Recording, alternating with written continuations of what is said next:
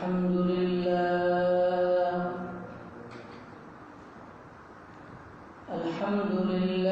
نحمده ونستعينه ونستغفره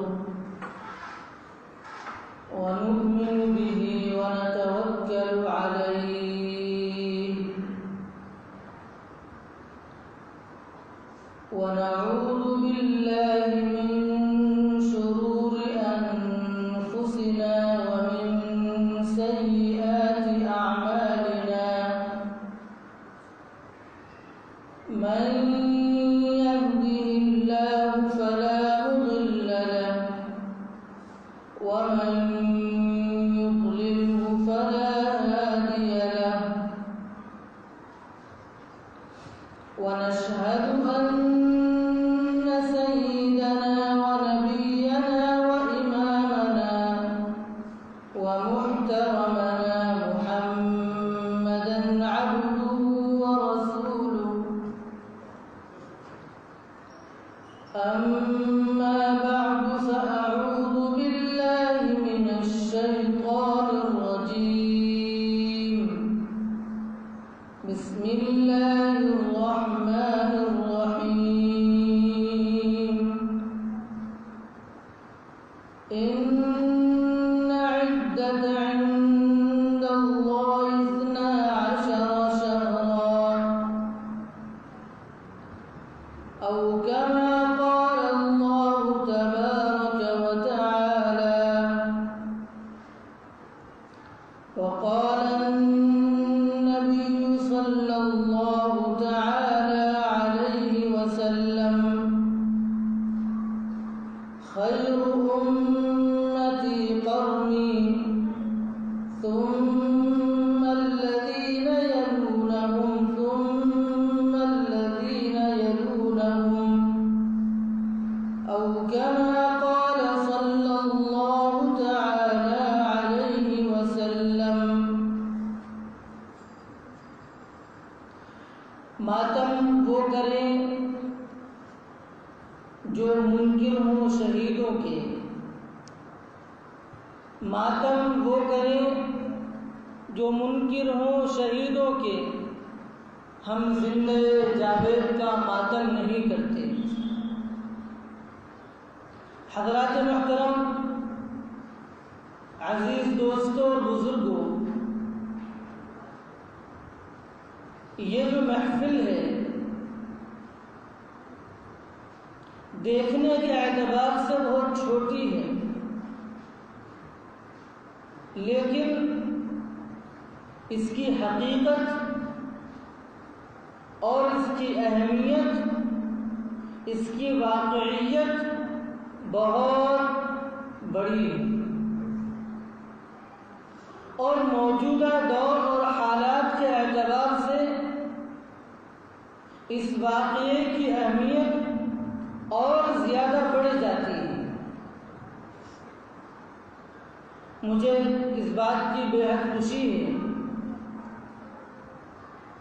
اور میں دعا گو بھی ہوں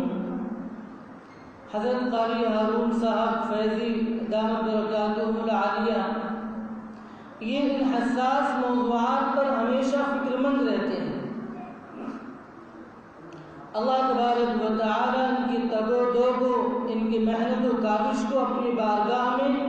بے حد قبول و منظور فرمائے، اور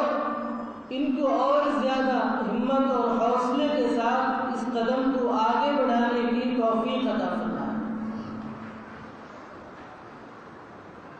یہ جو واقعہ کربلا ہے یا یہ جو ماہ محرم الحرام ہے، یہ مہینہ اور یہ واقعہ ہمارے لیے بہت زیادہ درس عبرت ہے۔ یہ مہینہ جب بھی آتا ہے، سال میں یہ مہینہ جب آتا ہے، یہ ہمیں بہت کچھ سکھا جاتا ہے، یہ ہمارے لیے بہت کچھ چھوڑ جاتا ہے، یہ ہمیں بہت کچھ عزم مصمم کرنے کا وعدہ ہم سے لے جاتا ہے۔ لیکن کیا کریں کہ یہ مہینہ سال میں ہر سال آتا ہے، ہم جیسے دوسرے ماہ ہیں اس مہینے کو بھی اسی طریقے سے گزار دیتے ہیں اور یہ مہینہ ہم سے گزر جاتا ہے۔ یہ مہینہ ہم سے آخر چاہتا کیا ہے؟ اس مہینے کی شروعات حضرت عمر بن الخطاب رضی اللہ تعالی عنہ کی شہادت سے ہوتی ہے۔ اسلامی تاریخ کی شروعات ماہ محرم الحرام سے ہو رہی ہے۔ حضرت امیر سیدنا حسین رضی اللہ تعالی عنہ کی شہادت اس ماہ محرم کے اندر ہو رہی ہے۔ یہ بہت ساری چیزیں ہیں جو ہمیں سوچنے اور غور و فکر کرنے پر آمادہ اور مجبور کرتی ہیں، لیکن نہ ہمارے لیے کوئی اسباب ہیں، نہ کوئی ان واقعات کو کہنے والا، نہ کوئی واقعات کو سننے والا،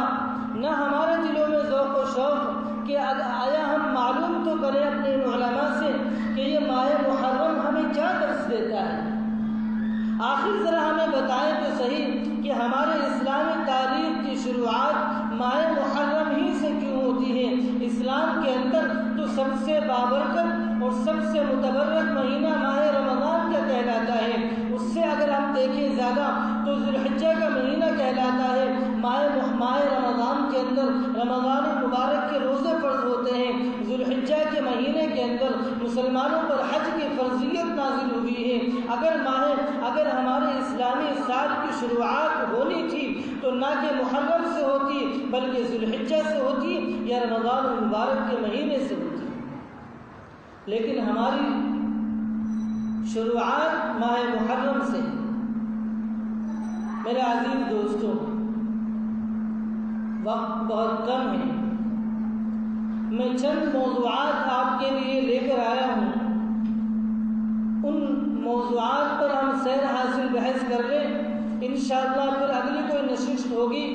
تو آئندہ کی جو باتیں رہ جائیں گی اس کے متعلق کچھ عرض کروں گا۔ سب سے پہلی چیز تو یہ ہے واقعہ کربلا، حضرت امام حسین رضی اللہ تعالی عنہ کی شہادت، آخر اس کا پس منظر کیا ہے؟ جناب نبی کریم صلی اللہ علیہ وسلم کی روایات کو جب ہم دیکھتے اور کھنگالتے ہیں تو ہمیں یہ معلوم ہوتا ہے کہ آپ علیہ الصلاۃ والتسلیم نے یہ بات ارشاد فرمائی، امیر الحمزہ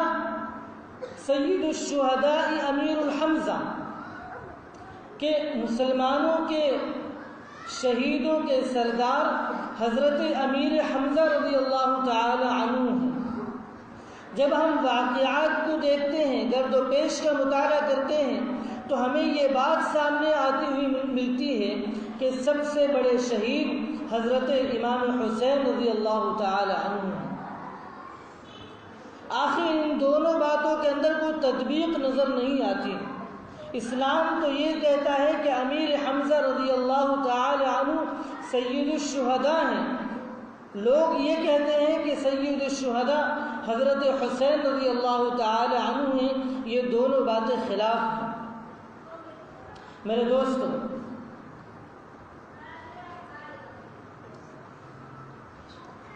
جناب نبی کریم صلی اللہ علیہ وسلم جب مدینہ المنورہ تشریف لاتے ہیں اور اسلام کی آبیاری شروع ہوتی ہے، اسلام کی نشو و نما شروع ہوتی ہے، اسلام پھیلنا شروع ہوتا ہے، تو آپ کے علم میں یہ بات ہونی چاہیے کہ مدینہ المنورہ کے اندر یہود آباد تھے اور ان کے بڑے بڑے قبائل وہاں پر موجود تھے،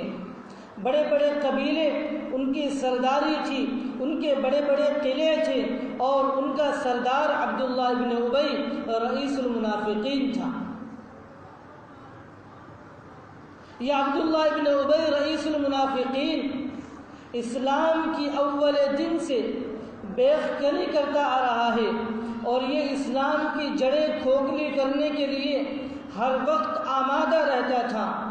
اسلام کی تاریخ کو اگر ہمیں غور سے دیکھنا ہے تو عبداللہ ابن ابی جو رئیس المنافقین ہیں اس کی کارکردگیاں بھی ہمارے سامنے ہونی چاہیے۔ جناب نبی کریم صلی اللہ علیہ وسلم کا وصال ہوتا ہے، حضرت ابو بکر صدیق رضی اللہ تعالی عنہ خلافت پر مامور ہوتے ہیں، حضرت ابو بکر صدیق کا بھی انتقال ہوتا ہے، حضرت عمر فاروق رضی اللہ تعالی عنہ خلافت پر مامور ہوتے ہیں۔ یہ دو خلافتیں ایسی ہیں کہ ان دونوں خلافتوں کے اندر یہودی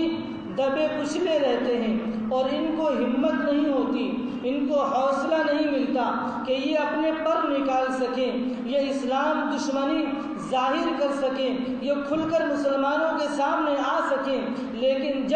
جیسے ہی حضرت عثمان ابن عفان رضی اللہ تعالی عنہ دور خلافت آتا ہے اور آپ خلافت پر متمکن ہوتے ہیں، یہ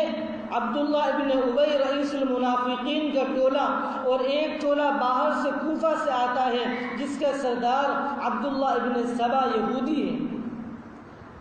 عبداللہ ابن سبا مدینہ المنورہ کے اندر آتا ہے اور مسلمانوں کے درمیان میں ایک رنجش، ایک خلش اور مسلمانوں کے درمیان میں ایک انتشار پیدا کرتا ہے، ایک خلفشار پیدا کرتا ہے، مسلمانوں کو ورغلانے لگتا ہے، مسلمانوں کو بہکانے لگتا ہے اور حالات اتنے خراب کر دیتا ہے اور اتنی زیادہ عیاری اور مکاری سے مسلمانوں کو بہکا اور پھسلا دیتا ہے کہ آخر میں حضرت عثمان ابن عفان رضی اللہ تعالی عنہ کی شہادت کا منظر سامنے آتا ہے۔ یہ حضرت عثمان ابن عفان رضی اللہ تعالی عنہ کی شہادت کسی اور نے نہیں کرائی ہے، یہ شہادت کرانے والا عبداللہ ابن سبا کا ٹولہ ہے۔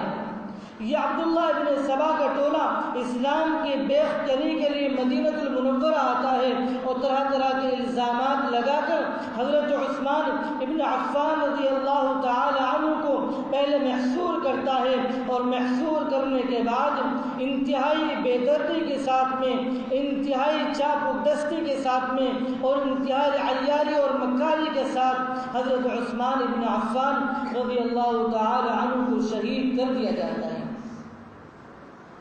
شہادت سے چند روز قبل حضرت علی کرم اللہ وجہ،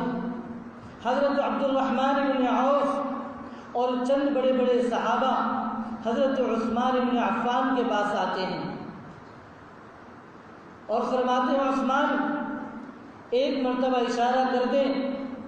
صرف آپ ایک مرتبہ کہہ دیں، ان اسلام دشمنوں کو جڑ سے اکھاڑ کر پھینک دیا جائے گا، ایک ایک کو شہید کر دیا جائے گا، ایک ایک کے سر کو تن سے جدا کر دیا جائے گا۔ لیکن حضرت عثمان بن عفان رضی اللہ تعالی عنہ ارشاد فرماتے ہیں کہ میں اپنے لیے اسلام کے نونہالوں کا خون بہانا نہیں چاہتا، میں مدینہ المنورہ کے اندر یہ بالکل نہیں چاہتا کسی کا ایک قطرہ بھی خون بہے۔ ان کو حوصلہ ملتا ہے، یہ آگے بڑھتے ہیں اور ان کو شہید کرتے ہیں۔ لیکن شہادت سے قبل حضرت علی کرم اللہ وجہ، حضرت عبد الرحمن بن عوف اور چند بڑے بڑے صحابہ حضرت عثمان بن عفان کے گھر پر پہرے کے لیے چند نوجوانوں کو مقرر کرتے ہیں، چند نوجوانوں کو متعین کرتے ہیں۔ وہ چند نوجوان کون ہوتے ہیں؟ ان چند نوجوانوں کے اندر ایک نام حضرت حسن رضی اللہ تعالی عنہ کا ہے، ایک نام حضرت حسین کا ہے، ایک نام حضرت عبداللہ ابن عمر کا ہے، ایک نام حضرت عبداللہ ابن عباس رضی اللہ تعالی عنہ کا ہے۔ انہوں نے یہ بھانپ لیا کہ اسلام کی آبیاری کو نقصان پہنچانے کے لیے یا اسلام کو نقصان پہنچانے کے لیے جو خاندان رکاوٹ بن سکتا ہے وہ خاندان حضرت علی کرم اللہ وجہ کا خاندان ہے، وہ خاندان حضرت حسین کا خاندان ہے، وہ خاندان حضرت حسن کا خاندان ہے۔ یہ عبداللہ ابن سبا کا ٹولہ، یہ یہودی اسی وقت بھاپ لیتے ہیں کہ اسلام کو بدنام کرنے میں، یہ اسلام کو جڑ سے اکھاڑ پھینکنے میں جو ہمارے درمیان میں رکاوٹ اور حائل بن سکتا ہے وہ یہ خاندان ہے، یہ لوگ ہیں، لہذا ان کی بےخبری کرنی چاہیے اور ان کے خلاف سازش ہمیں رچنی چاہیے۔ میرے دوستو، یہ اول دن تھا حضرت عثمان بن عفان رضی اللہ تعالی عنہ کی شہادت کا، کہ جس دن حضرت حسین، حضرت علی اور حضرت حسن رضی اللہ تعالی عنہ کی شہادت کا بیج ڈالا گیا۔ اور اس کے بعد یکی بعد دیگرے آپ تاریخ کا مطالعہ کریں، آپ کے سامنے سارے واقعات ایسے رونما ہوں گے کہ جیسے تسبیح ٹوٹ جائے اور دانے یکے بعد دیگرے گرتے ہیں۔ حضرت عثمان بن عفان کی شہادت کے بعد حضرت علی کرم اللہ وجہہ کی شہادت ہوتی ہے۔ حضرت علی کرم اللہ وجہہ کی شہادت کے بعد حضرت حسن رضی اللہ تعالی عنہ کو زہر دیا جاتا ہے، اور پھر اس کے بعد وہ کھیل کھیلا جاتا ہے جس کھیل کے لیے عبداللہ ابن سبا نے یہ ماحول تیار کیا تھا، جس کے لیے عبداللہ ابن سبا نے یہ ماحول، یہ جال بچھایا تھا، اور جس کے لیے وہ پورا سازش کا ماحول تیار کر چکے تھے، بس اس کو عملی جامہ پہنانا تھا۔ یہ جو ٹولہ آیا ہے اس کے بارے میں آپ کے ذہن میں رہنا چاہیے کہ یہ ٹولہ آیا ہے کوفہ سے، یہ یہودیوں کو ٹولہ ہے، اس کے تار ملتے ہیں عراق سے، لہذا ساری سازش جو ہو رہی ہے وہ عراق سے ہو رہی ہے، وہاں سے کمانڈنگ ہو رہی ہے، اور یہاں پر یہ سارا کھیل رچا جا رہا ہے۔ اس کو عملی جامہ مدینہ المنورہ کے اندر پہنایا جا رہا ہے۔ حضرت علی کرم اللہ وجہہ کی شہادت ہوتی ہے۔ یزید کو خلافت پر متمکن کرنے کے لیے کوششیں تیز ہوتی ہیں۔ یزید کوفہ کے اندر ہیں، وہاں سے معلوم ہے کہ اگر یزید کی خلافت میں کوئی رکاوٹ بنتا ہے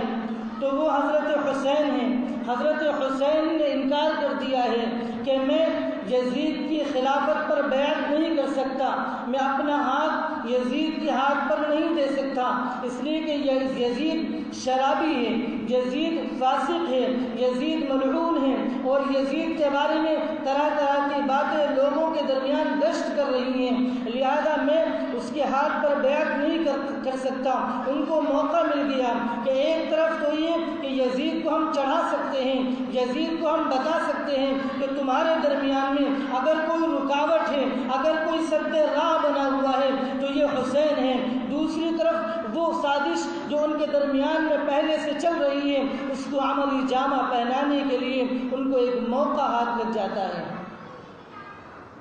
یہ یہودی مدینہ المنورہ کے اندر خط بھیجنا شروع کرتے ہیں۔ حضرت حسین رضی اللہ تعالی عنہ کے نام پر خطوط بھیجے جاتے ہیں، آپ کوفہ تشریف لائیے، لوگ آپ کے ہاتھ پر بیعت کرنے کے لیے تیار ہیں، لوگ آپ کو امام ماننے کے لیے تیار ہیں، لوگ آپ کو خلیفۃ المسلمین ماننے کے لیے تیار ہیں، آپ ایک مرتبہ تشریف تو لے آئیے، آپ کو پتہ ہے کہ آپ کے والد گرامی سے ہمیں کتنی عقیدت تھی، کتنی ہمیں محبت تھی، ہم آپ کے والد پر ہم نے ان کو خلیفہ مانا، ہم نے ان کے ہاتھ پر بیعت کی، ہم آپ کے ہاتھ پر بھی بیعت کرنا چاہتے ہیں، آپ ایک مرتبہ مدینہ المنورہ سے یہاں کوفہ تشریف لے آئیے۔ سارے کے سارے صحابہ منع کر رہے ہیں، آپ مدینہ چھوڑ کر نہ جائیں، آپ ہرگز مدینہ سے باہر نہ نکلیں، لیکن حضرت حسین رضی اللہ تعالی عنہ آخر انسان تھے، وہ سوچ رہے ہیں کہ ایک خط آتا ہے، دوسرا خط آتا ہے، تیسرا خط آتا ہے، ایک دن کے اندر 70 خطوط آتے ہیں، ایک دن میں 100 خطوط آتے ہیں، ایک خط نہیں آتا، 2 خط نہیں آتے۔ تاریخ بتاتی ہے کہ کم و بیش 25,000 خطوط کا سلسلہ حضرت حسین رضی اللہ تعالی عنہ کے پاس پہنچا۔ دوسری روایت بتاتی ہے کہ تقریباً 70,000 خطوط حضرت حسین رضی اللہ تعالی عنہ کے پاس پہنچے ہیں۔ ایک انسان، آخر انسان ہی تھے،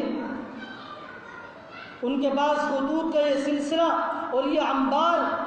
وہ فیصلہ نہ کر پائے۔ حضرات صحابہ رضوان اللہ علیہم اجمعین روکتے رہے کہ آپ مدینہ المنورہ سے باہر نہ نکلے، لیکن وہ کہتے ہیں کہ میرے سامنے یہ خطوط ہیں، ان خطوط کا مجھے جواب دینا ہے، اور اتنے سارے لوگ ہیں کہ جو مجھے بلانا چاہتے ہیں، میرے ہاتھ پر بیعت کرنا چاہتے ہیں۔ ہو سکتا ہے میرے نکلنے سے اسلام کا فائدہ ہو، میں اسلام کے اعلیٰ کے لیے، میں اسلام کی سربلندی کے لیے، میں اسلام کو پھیلانے کے لیے مدینہ المنورہ سے باہر جانا چاہتا ہوں، آپ مجھے اجازت دے دیں۔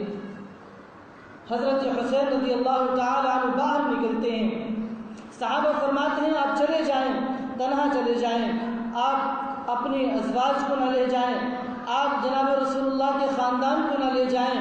آپ بچوں کو نہ لے جائیں، آپ تنہے تنہا چلے جائیں، آپ وہاں کا جائزہ لے لیں، اگر وہاں کے حالات درست ہوں تو آپ اپنے بچوں کو بلا لیں اور ساتھیوں کو بلا لیں، اگر حالات درست نہ ہوں آپ واپس آ جائیں۔ حضرت حسین رضی اللہ تعالی عنہ نے جب یہ بات سنی تو یہ فیصلہ کیا کہ اپنے بھائی مسلم ابن عقیل کو بھیجتے ہیں۔ مسلم ابن عقیل کو بھیجا گیا، آپ کوفہ پہنچے،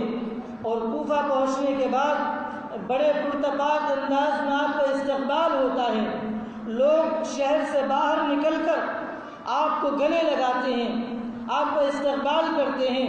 اور حالات بتاتے ہیں کہ ابھی تو آپ نے یہ دیکھا کہ شہر کے باہر یہ حالات ہیں، پورا کوفہ آپ کا منتظر ہے، آپ خط لکھ دیں حضرت حسین کو کہ وہ تشریف لے آئیں، اور سارا کا سارا مجمع ان کے ہاتھ پر بیعت کرنے کے لیے منتظر ہے۔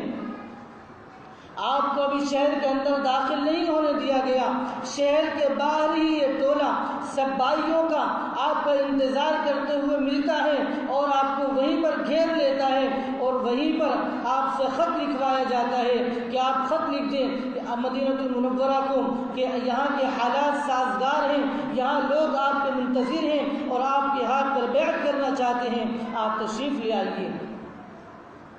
قاصد خط لے کر پہنچتا ہے، خط لے کر پہنچتا نہیں، یہاں سے نکلتا ہے اور عبداللہ ابن زیاد کا ٹولہ آتا ہے اور ان کے سامنے ایک ہی بات رکھتا ہے کہ اے مسلم ابن عقیل، یہ بات بتاؤ کہ تم یزید کے ہاتھ پر بیعت کرنا چاہتے ہو یا اپنی شہادت منظور کرتے ہو؟ وہ کہتے ہیں میرا بھائی ابھی آ رہا ہے، اس کے آنے کا انتظار کیا جائے، وہ آ جائے گا، ہم دونوں مل کر فیصلہ کر لیں گے، اگر بیعت کرنی ہوگی ہم بیعت کر لیں گے، اگر بیعت نہیں کرنی ہوگی ہم واپس چلے جائیں گے۔ کہا کہ اس وقت موقع نہیں مل سکتا، اسی وقت فیصلہ کریں کہ آپ کو کرنا کیا ہے۔ حضرت مسلم ابن عقیل رضی اللہ تعالی عنہ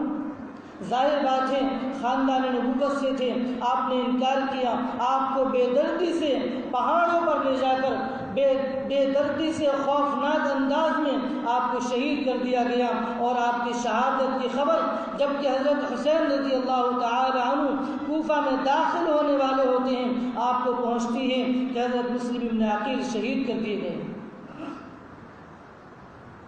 ابھی آپ کوفہ میں داخل نہیں ہوئے، کوفہ سے باہر آپ نے پڑاؤ کیا ہے، آپس میں مشورہ ہوتا ہے کہ اب ہمیں کرنا کیا چاہیے، آیا ہم واپس چلے جائیں یا کوفہ داخل ہوں؟ حضرت حسین رضی اللہ تعالی عنہ یہ چاہتے تھے کہ ابھی ہمیں انتظار کرنا چاہیے، ابھی ہمیں مسلمانوں کے حالات کو دیکھنا چاہیے اور مدینہ المنورہ ان حالات کی خبر بھیجنی چاہیے، وہاں سے کمک آ جائے گی اور پھر ہم مل کر ان حالات کا مقابلہ کریں گے۔ حضرت مسلم بن عقیل کے جو بھائی تھے وہ کہنے لگے ہم کسی بھی حال میں واپس نہیں جائیں گے، ہم بھائی کے خون کا بدلہ لے کر رہیں گے۔ یہ 2 محرم الحرام کی بات ہے کہ جب آپ کا قافلہ کوفہ سے باہر آ کر ٹھہرتا ہے، 2 محرم الحرام کو یہ حالات ہوتے ہیں، آپ وہیں پر پس و پیش میں ہیں، اگر پیچھے جائیں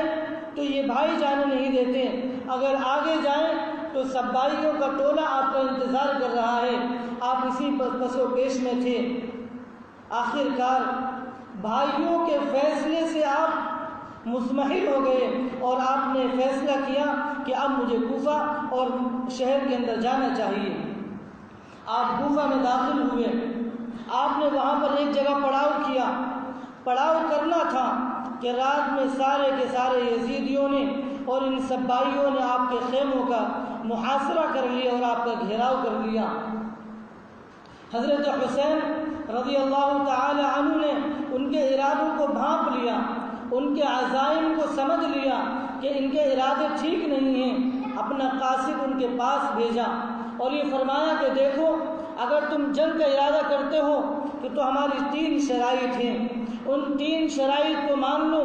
ہم تم سے جنگ کے لیے تیار ہیں، یا تو ہمیں واپس مدینہ المنورہ بھیج دیا جائے، اگر مدینہ المنورہ نہیں بھیجتے ہو تو پھر ہمیں سرحدوں پر بھیج دیا جائے، ہم سرحدوں پر محافظت کریں گے اور وہاں پر اپنے لوگوں کو انتظار کریں گے اور پھر ہم دیکھیں گے ہمیں کیا کرنا ہے۔ اور تیسری بات یہ ہے کہ اگر تمہیں یہ دونوں شرائط منظور نہیں ہیں تو مجھے یزید کے پاس بھیج دیا جائے، میرا معاملہ ہے اور یزید کا معاملہ ہے، میں یزید سے صلح صفائی کر لوں گا، میں یزید کے سامنے بیٹھ کر بات کر لوں گا۔ لیکن میں نے آپ کو ایک بات شروع میں بتائی تھی کہ یہ جو تار ملتے ہیں یہ تار عبداللہ بن سبا یہودی سے ملتے ہیں، یہ یہودیوں کی ایک سازش ہے، یہودیوں کا ایک کیا کہتے ہیں اسلام دشمنی ہے، وہ اسلام دشمنی کو برسر کار لانا چاہتے ہیں۔ وہ کیوں کر ان خاندان نبوت کو مدینہ المنورہ بھیجیں گے، وہ کیوں کر اس خاندان نبوت کو سرحدوں پر بھیجیں گے، وہ کیوں کر اس خاندان نبوت کو یزید کے پاس بھیجیں گے؟ انہوں نے یہ سوچا کہ اگر اس کو مدینہ المنورہ بھیج دیا گیا تو ہماری عیاری کھل جائے گی، اگر ہم نے یزید کے پاس بھیج دیا تب بھی یہ صلح کر لیں گے، اس لیے کہ یہ خاندان نبوت سے ہیں، اگر ہم نے ان کو سرحدوں پر بھیج دیا ان کی طاقت مضبوط ہو جائے گی، لہذا جو کچھ کرنا ہے ہمیں ان 2-3 دنوں کے اندر کرنا ہے، ہمیں انہیں کوئی موقع نہیں دینا اور ہمیں اس موقع کو اپنے ہاتھ سے نہیں گنوانا ہے۔ چنانچہ یہ حالات چلتے رہے اور 10 محرم الحرام کو جمعہ کے روز ان کے اوپر یلغار ہوتی ہے کافروں کی طرف سے، اور وہی لوگ جو خطوط لکھنے والے ہیں، وہی لوگ جو بڑے بڑے قصیدے لکھا کرتے تھے، حضرت حسین رضی اللہ تعالی عنہ کے سامنے ننگی تلوار لے کر آ جاتے ہیں، حضرت حسین رضی اللہ تعالی عنہ پکار رہے ہیں، ارے تو ہی تو تھا جو مجھے خط لکھتا تھا، ارے تو ہی تو تھا جو میری محبت کا دم بھرتا تھا، ارے تو ہی تو تھا جو میرے والد گرامی کا حوالہ دیتا تھا، تیرا خاندان تو میری محبت کا دم بھرتا تھا، آج تم میرے سامنے تلوار لے کر کھڑے ہو، تمہیں ہو کیا گیا ہے؟ ارے یہ خاندان نبوت ہے، یہ آل رسول ہے، یہ چھوٹے چھوٹے بچے ہیں، ان کا تو تمہیں واسطہ ہونا چاہیے، انہی کا تو تمہیں درد ہونا چاہیے، لیکن ان کے دلوں کے اندر ذرہ برابر بھی نہ درد ہوا نہ آل رسول کی محبت تھی، وہ تو صرف اور صرف یہودی ٹولہ اپنے عزم کو پورا کرنا چاہتا تھا، بے دردی کے ساتھ میں پورے کے پورے آل رسول کو جو 72 افراد کا قافلہ تھا بے دردی سے شہید کر دیا گیا، اور اس شہادت کے اوپر اب آپ کو معلوم ہے کہ اگلا اسٹیپ کیا لینا ہے۔ اگر ہم نے کوفہ کے اندر جا کر بتا دیا کہ ہم نے آل رسول کو قتل کر دیا، لوگ ہمیں زندہ نہیں چھوڑیں گے، خود یزید اور اس کا لشکر ہمیں زندہ نہیں چھوڑے گا، مدینہ المنورہ سے ہمارے لیے کمک آ جائے گی، اب ہمیں چولا پہننا ہے، ہمیں اب لبادہ پہننا ہے، اب ہمیں لباس پہننا ہے محبت کا، اب ہمیں اپنے آپ کو چھپانا ہے کہ آخر شہید کون ہے اور شہید کرنے والا کون ہے،